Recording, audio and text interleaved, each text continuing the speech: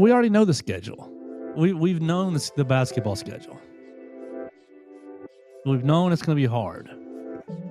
It will be hard. I read the Grub transcript earlier. So I'm pretty in touch there. This is Good. the Joe Gaither Show on BamaCentral.com.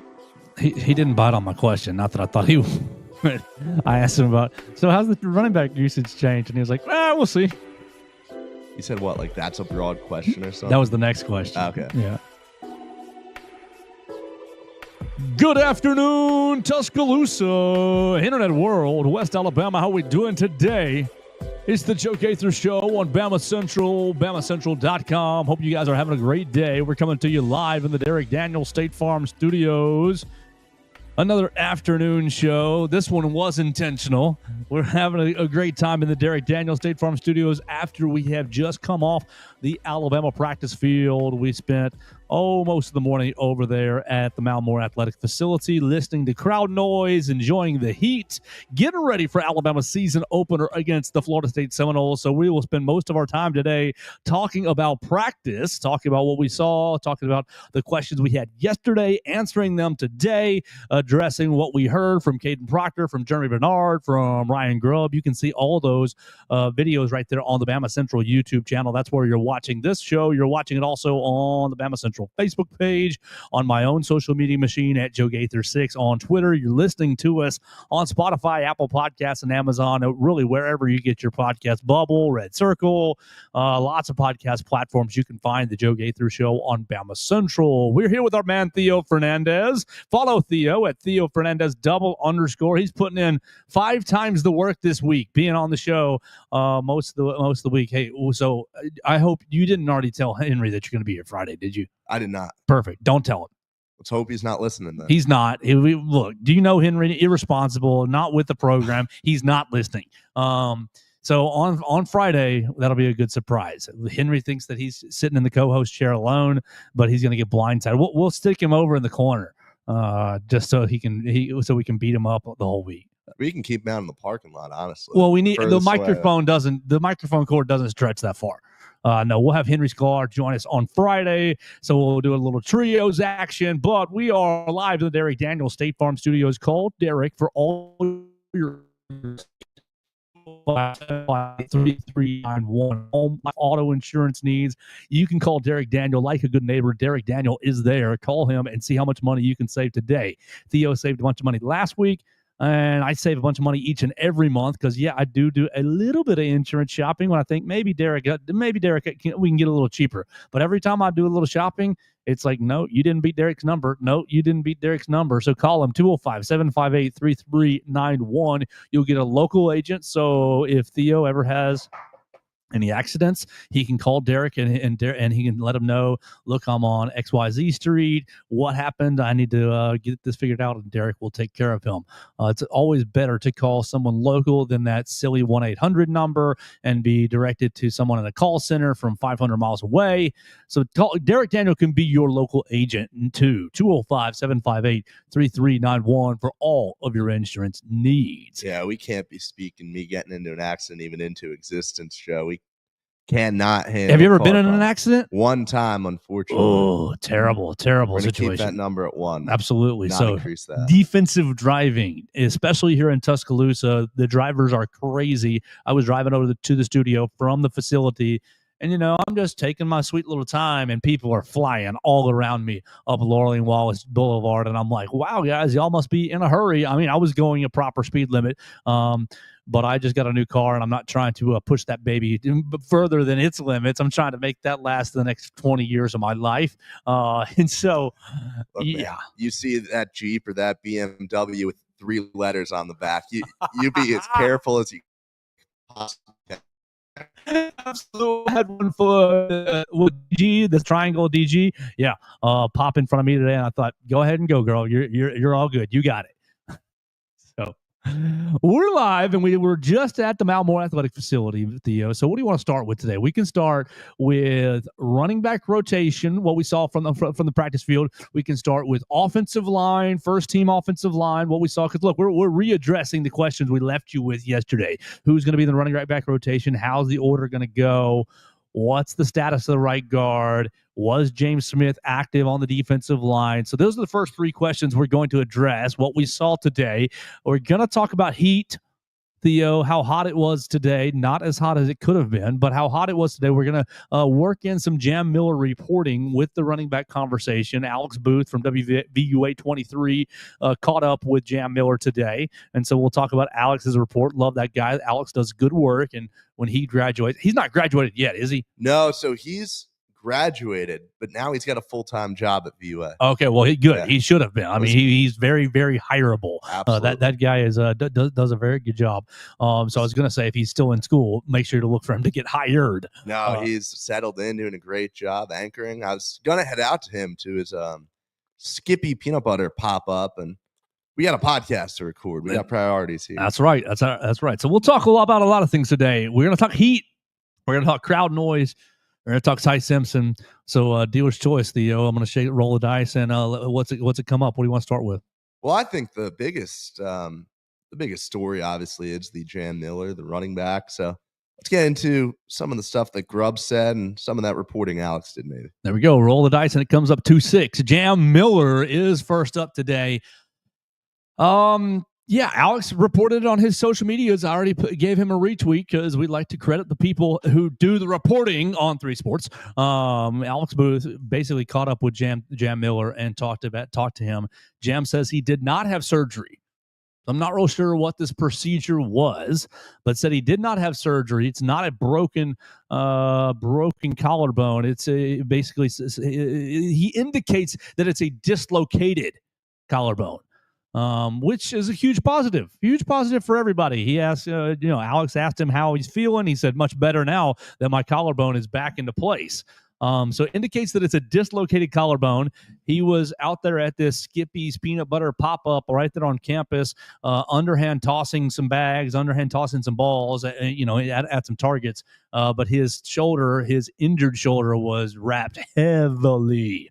But really, with the new, extra information, not new information, but extra information and the dialed in context, I think you should feel encouraged if you're an Alabama football fan. I had somebody text me yesterday, Theo, and they said, "Oh, Joe, has the season ended before they even began?" No, don't go there. No, it's okay. It'll be fine. We'll get him back. And it sounds like it's an even more minor injury than even we thought on Sunday morning. So I think that you should be encouraged. If you're a Jam Miller fan, if you're an Alabama football fan, I think you should be encouraged with Alex's extra context today, revealing that nothing was really broken.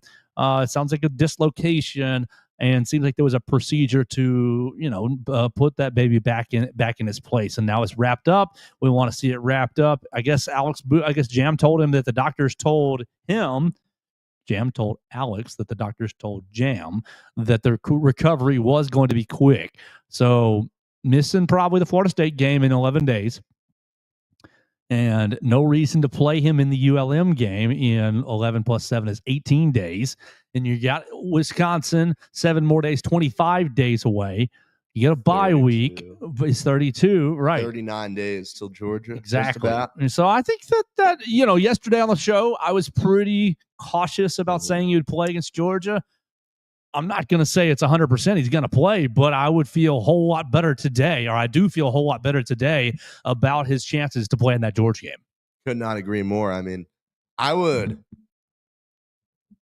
have said it's probably, I think I would have put it probably a little under 50% before this information. Now I would expect him out there almost.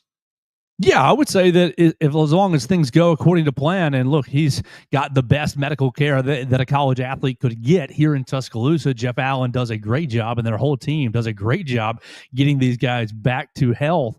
I believe that there's probably a 60, 70, 80% chance that he's going to be suiting up against the Georgia Bulldogs. Absolutely, and it's going to add just such a new element seeing him out there, and we don't even stating the obvious here. We know what he provides. Who you texting over there? You texting your mother? No, I'm not. I'm not texting anyone. You texting Hunter Brantley? I was responding to Hunter Brantley. Yeah, he called me out on Twitter, so had to. He thinks Alabama's playing the Oklahoma City Thunder at the Players Era Festival. Some of those tweets, I don't know where he's coming from. Hunter. Okay, yeah. He likes tagging me and stuff, so got to always respond to the fans out there. Hunter Brantley, a frequent voicemailer. We got to get him back in here. I told him yesterday, leave a call. Told him and JD to both leave some calls into the show. Here's the deal. If he leaves a call between now and the end of the week, then I'll invite him in for Monday. There we go. Stage is set, Hunter. You know what you need to do. Seems like a good trade to you? It absolutely does. I mean, we know he's listening to this, so we know he'll get a voicemail out. There you go. So there we go. Between now and Monday, and we do have a voicemail in our tank. You can join Dax on the voicemail line at 205-462-7340, extension 800. So yeah, feeling better about Jam. And like, I'll just be honest, I guess if you watched the show yesterday, listened to the show yesterday, you probably didn't hear a ton of concern. And no, I just am not. I just was not overly concerned about Alabama's running game based in the talent. The concern for me was pass protection. Will the running backs, will the Richard Youngs, the Daniel Hills, and the Dre Washingtons really be able to adequately keep Ty Simpson protected? And I still think it's a question mark for the first 3 weeks. I do. I think that's going to be a question that we get answered fairly quickly, and I think that it's going to be a question that the first passing down, if whichever running back it is, gets blown up or misses their assignment or blocks the wrong guy or whiffs like crazy and puts Ty into danger, they're going to take you out and they're going to put the new guy there. I think it's going to be a pretty quick hook if you are not up to snuff in pass protection. Oh, could not agree more. And we don't know much about what these guys can do in pass protection. We talked about this yesterday, especially like Dre Washington having done it against a different level of competition.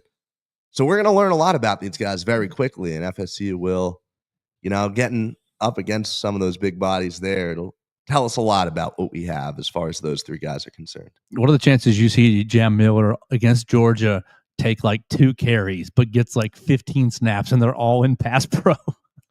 I would not be surprised. I would love that. That's an extreme, but I just think that the question mark is still that's pretty much the main question mark with these running backs right now. Not the talent when they have the football in their hands, but can they understand their assignment, block a blitzing linebacker, block an edge rusher off the edge, fit into the pass protection scheme? Which one of those guys can be that third down back? Mm-hmm. That's a big question to answer. All right, so let's get to what we saw on at practice today. And look, really, you guys know it. Every time we've talked about practice, we tell you and admit that it's only 15 minutes or so, 15, 20 minutes. It's basically 2 to 3 to 4 periods of action. And with the running backs, they were on the opposite side of the field from us. So, yes, they are further away, but the iPhones are pretty great now. You can zoom in and figure out what's going on. They're jumping over bags. They're running over bags. They're running through the little, basically the gauntlet shoot where you got to hit all the bags. They're all banging off you. You got to run with some power and some pad level. And the order was Richard Young first, Richard Young, Dre Washington. No, excuse me. Richard Young, Daniel Hill, Dre Washington, Kevin Riley, A.K. Deer. There's your 5. That was your 5 in order. I wouldn't look too much into that order. You wouldn't? I wouldn't.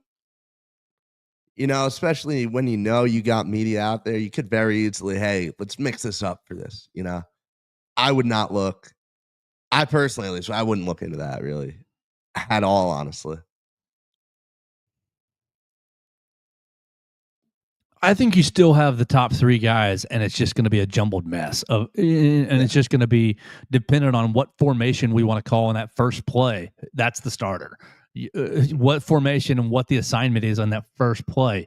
That's the starter. I think that Richard Young, this injury, I think opens the door for Richard Young to really force the Alabama offensive staff to play him all year long, to force the Alabama offensive staff to make this a group of 4 instead of a group of 3. We asked Ryan Grubb last week about how many running backs he could foreseeably have strong roles, have big roles.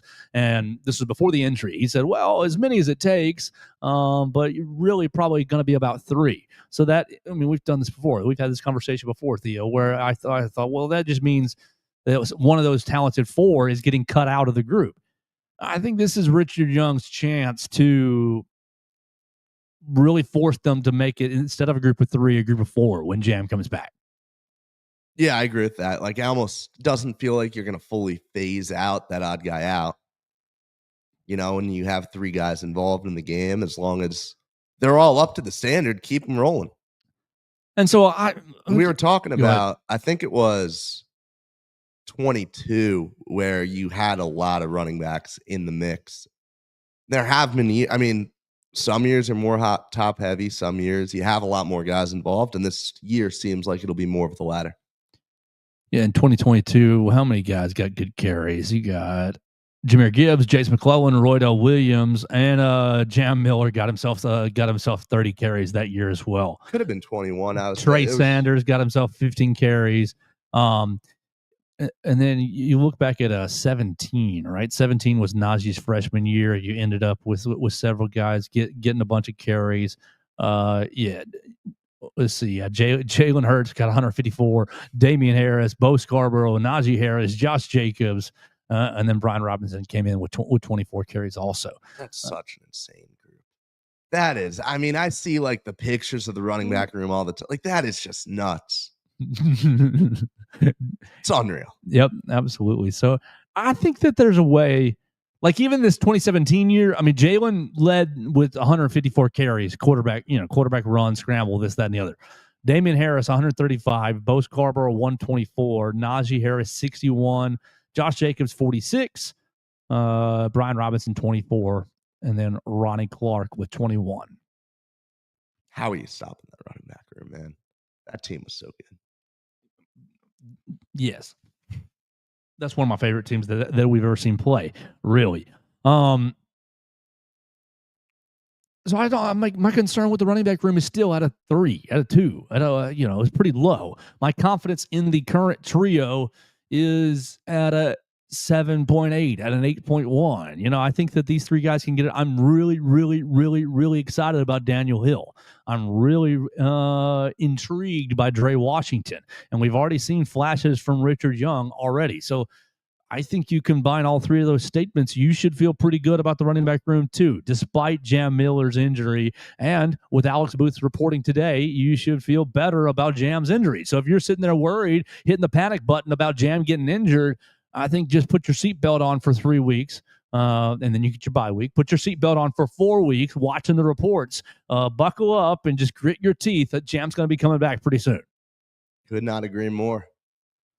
All right, so let's move to the next part that we saw, the next big question. Right guard. Yeah, right guard is still a question to me. And so we're out there at practice, and we see left to right, Caden Proctor, Cam Dewberry, Parker Brailsford, Gino Vandermark, and Wilkin Formby. And, of course, we told you last week that Jaden Roberts had a concussion, or we alluded to it heavily, so hopefully you picked up what you read between the lines right there. But and Kalen DeBoer confirmed it on Saturday.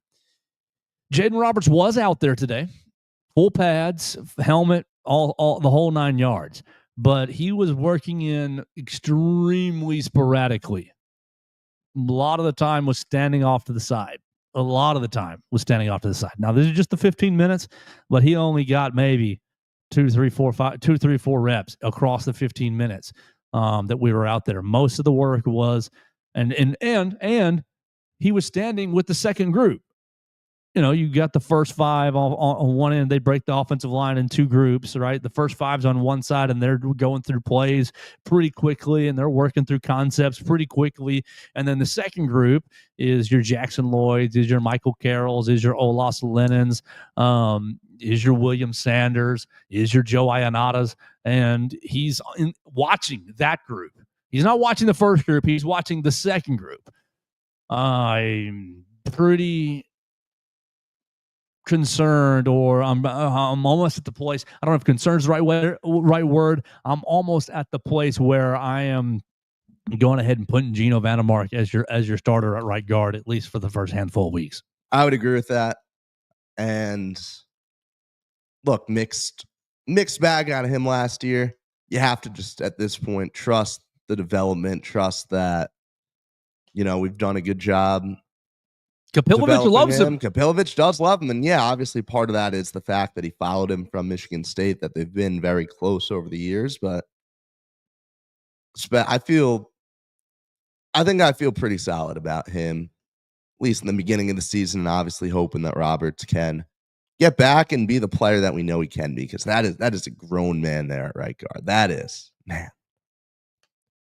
Right, that's maybe why I'm so got bad feelings, and not bad that it's not going to work out, but just unsettled feelings about what's really going on here. Is it all Roberts' injury, or was it maybe lackluster play through fall camp? Or what's really going on here? Is it Gino Vandermark taking the step forward and asserting himself as a player and saying, hey, you got to make me one of your first five?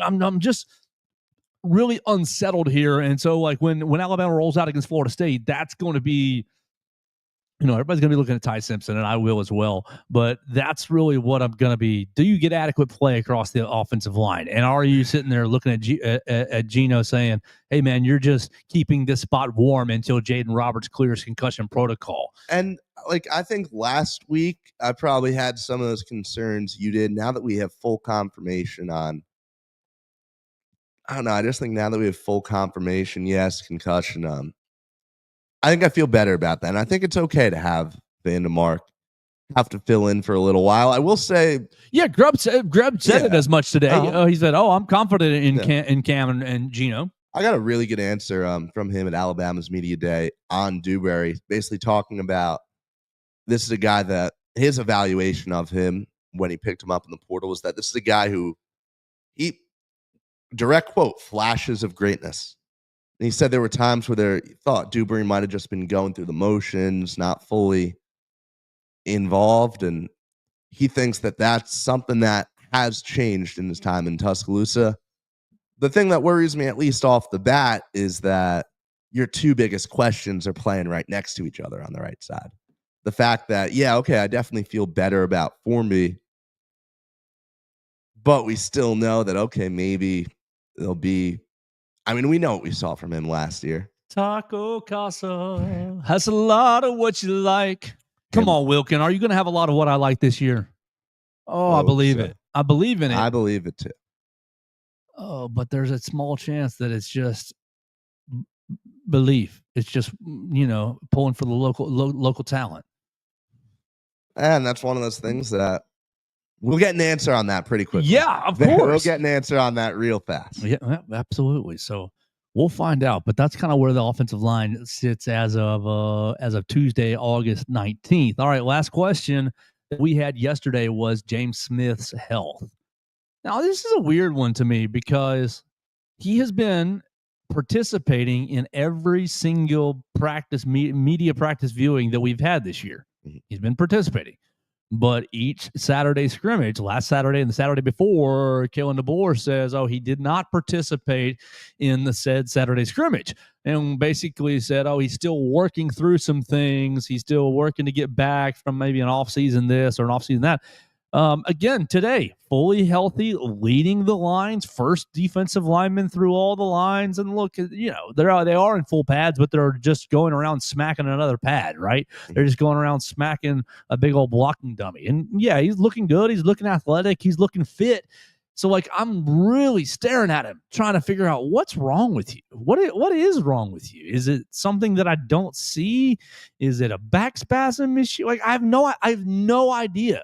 Zero idea. I can't tell if it's Oh, you got a toe. You stubbed a toe injury. I have no clue. Oh, you jammed a wrist. I have zero clue. I can't pick it out with my eyes standing 5 feet away from the man.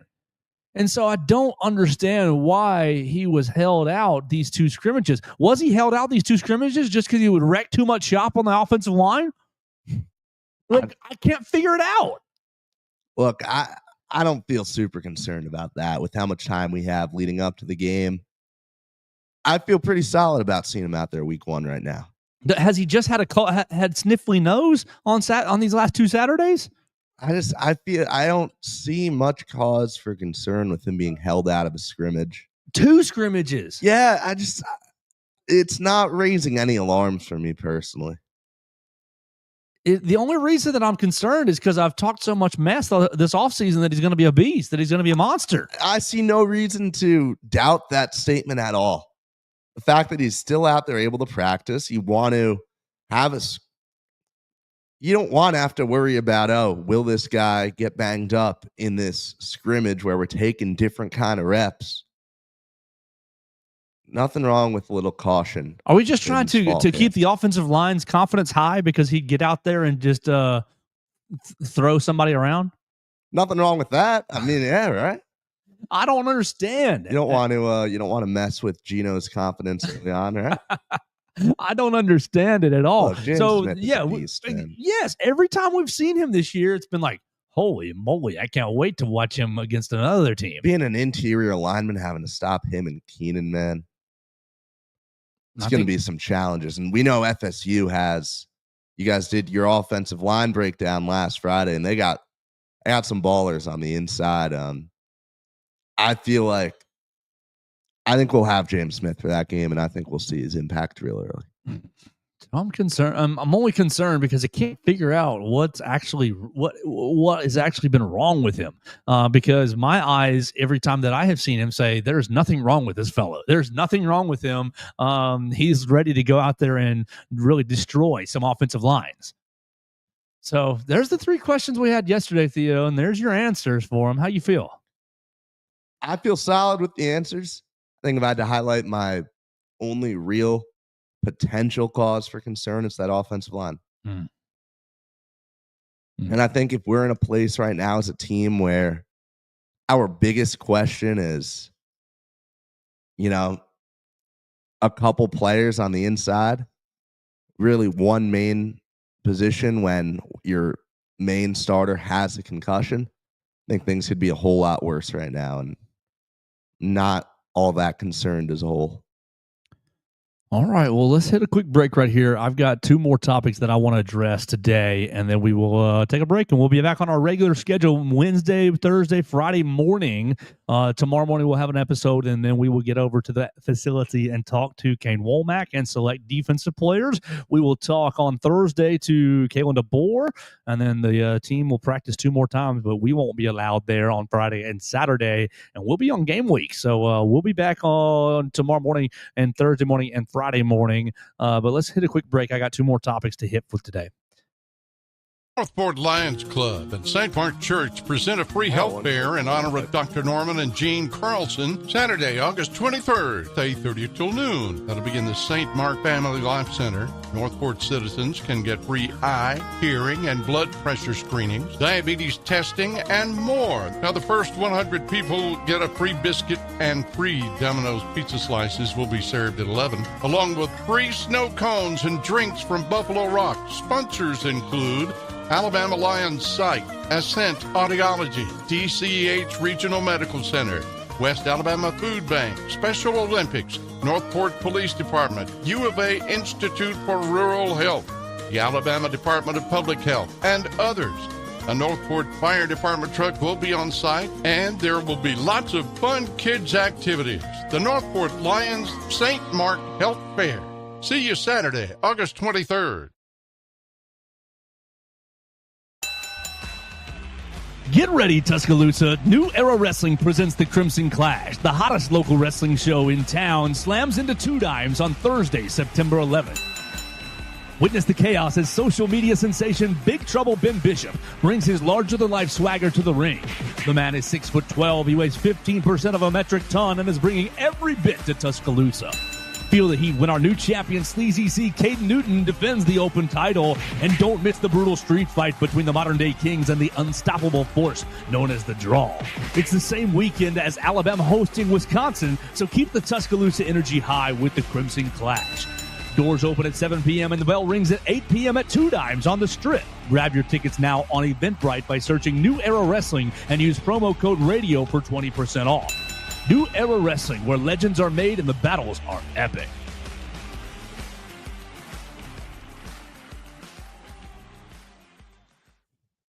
You need length and girth in this league.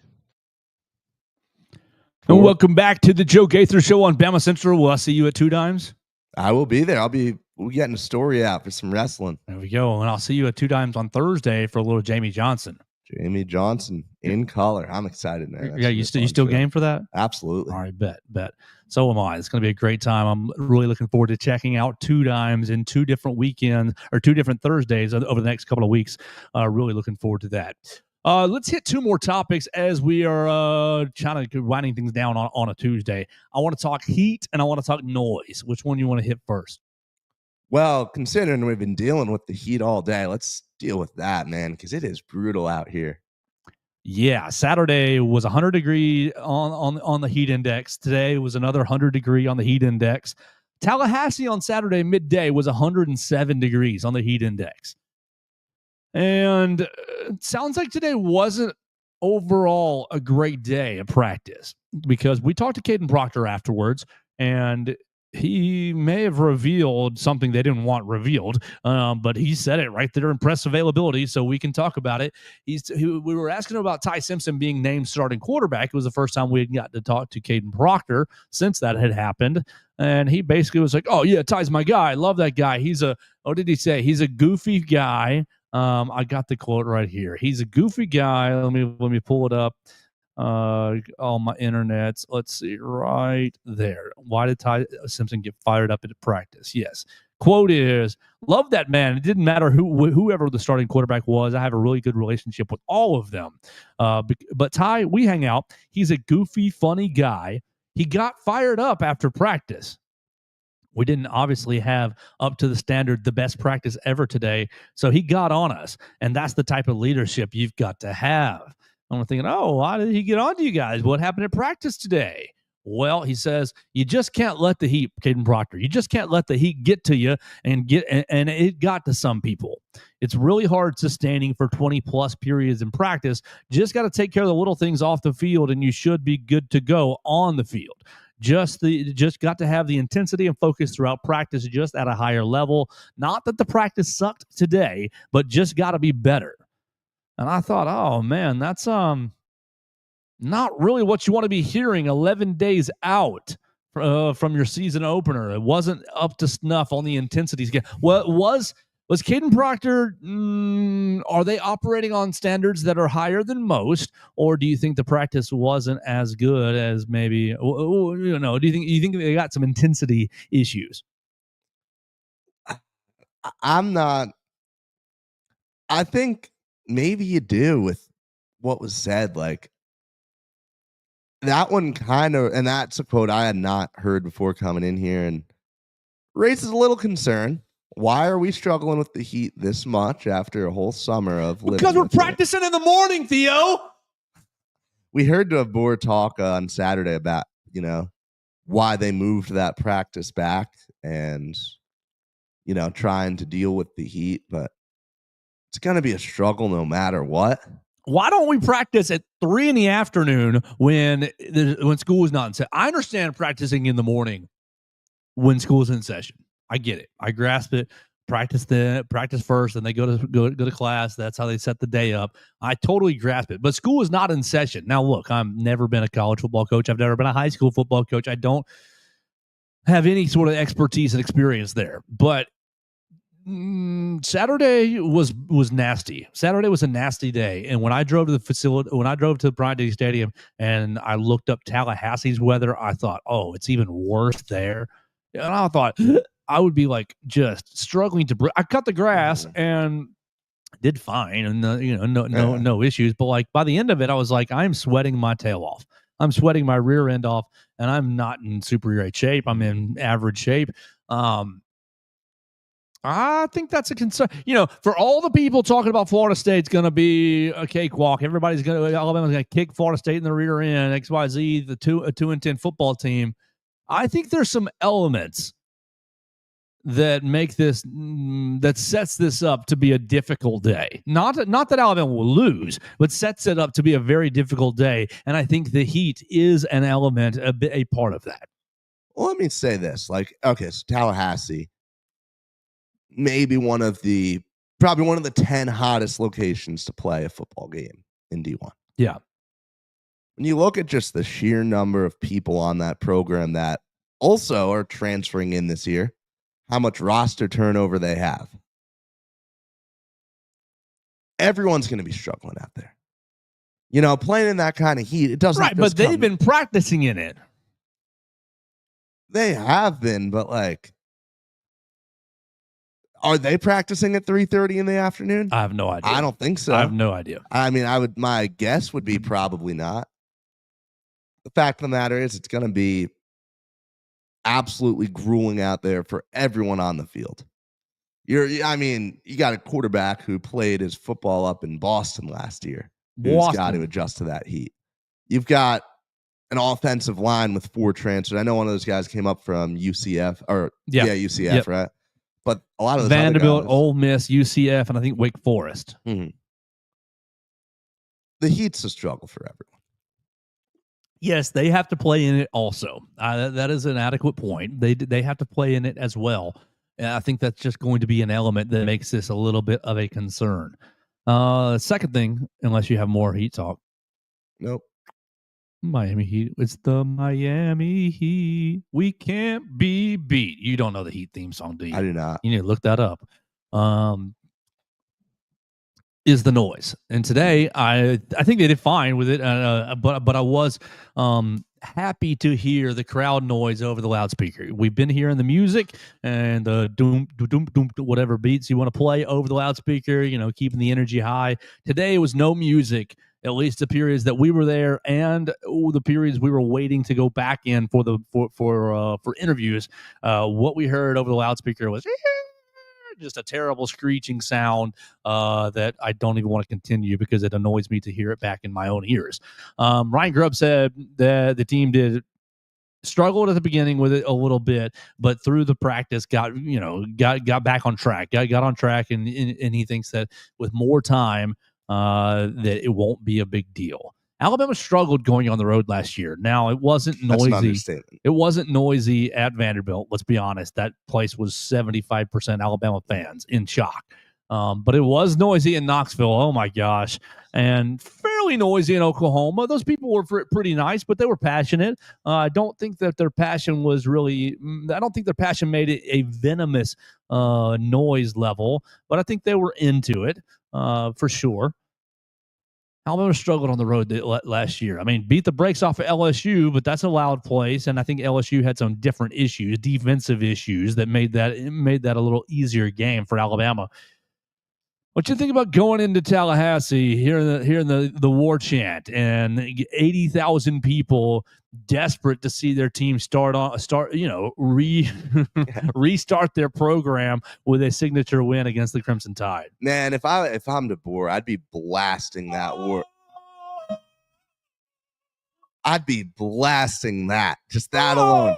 Get the players as accustomed as they possibly can be to it, because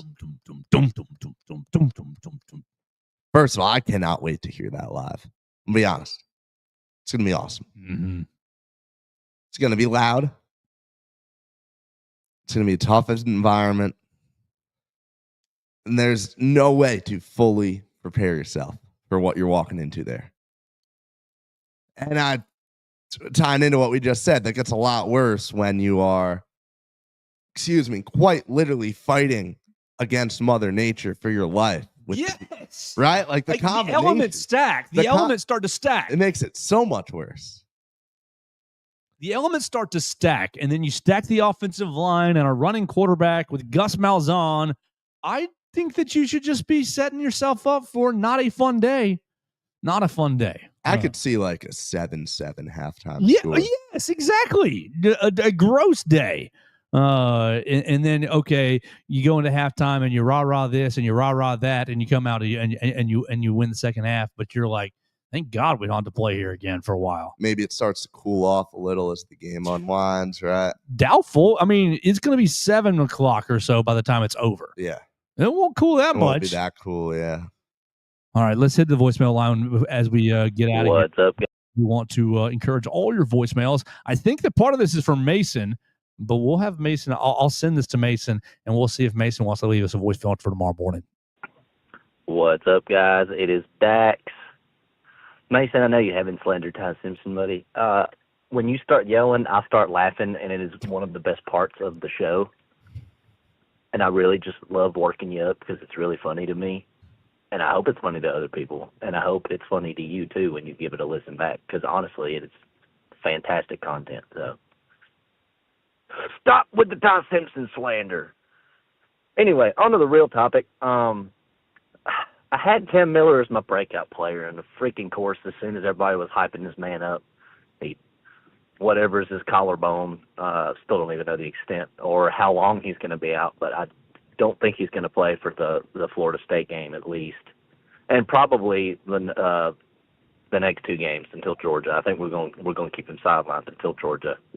So that means whoever's next up, who is it going to be? Because all I've heard about in the spring and fall camp is Dre Washington and Daniel Mountain. I haven't heard a heap about Richard Young, even though I think, like, in my opinion, Richard Young has a higher ceiling than Jam Miller. I think A.K. Deere obviously has the highest ceiling out of everybody, but he's a freshman. I don't see him getting on the field that much this year. But when he grows up, in college football terms, A.K. Deere is going to be a monster. But then we got Xavier Crowell coming in next year who's going to be nipping at the heels of everybody. So, I mean, the running back room is looking good. It's just, I don't think anybody knows who's going to be starting at Florida State. If I had to guess,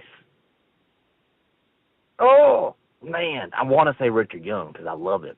So I'm going to go with Richard Young with Dre at 2 and Daniel Mountain at 3.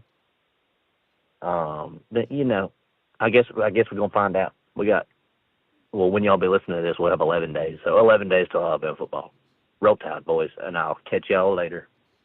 Thank you for the call there, Dax. And that's very similar to exactly what me and Joe were just talking about with the running backs. We don't know, and might be Richard Young. Quite frankly, the starter doesn't really matter. I think that's the biggest takeaway, honestly, that you should get from listening to this show today. It's that we trust the 3 guys. Very little reason to have doubts about what they can do running the ball. We're going to learn about them in pass protection. We're going to find out who's capable of doing what, who's really going to step up there. And I think we'll be able to make it through this opening stretch of the season without production taking too much of a hit. Yeah, I think you nailed it right there. You want to tease what you want to talk about tomorrow? Well, tomorrow we'll talk about some running from a different player.